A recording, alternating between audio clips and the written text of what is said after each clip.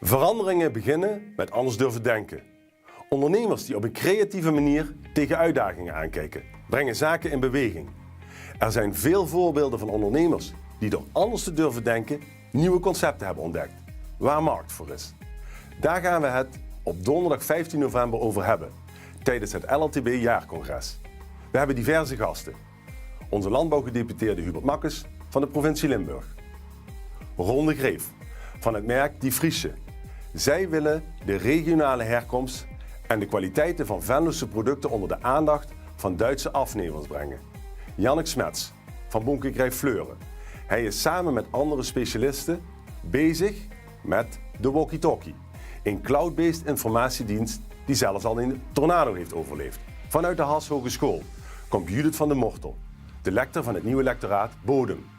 Klimaatneutraal varkensvlees wordt door Teun Biemond van Agrimaco besproken. En Frank van Eert van Grain Labs spreekt over Limburgs spelt en fruit in relatie tot koplopers in de Tour de France. Sander Kleikers van LE is aanwezig als onze presentator. Kortom, veel interessante onderwerpen en voor ieder wat wilt. Komt u ook? Aanmelden kan via deze link. Vergeet ook niet uw partner en bedrijfsopvolger aan te melden. Graag tot dan!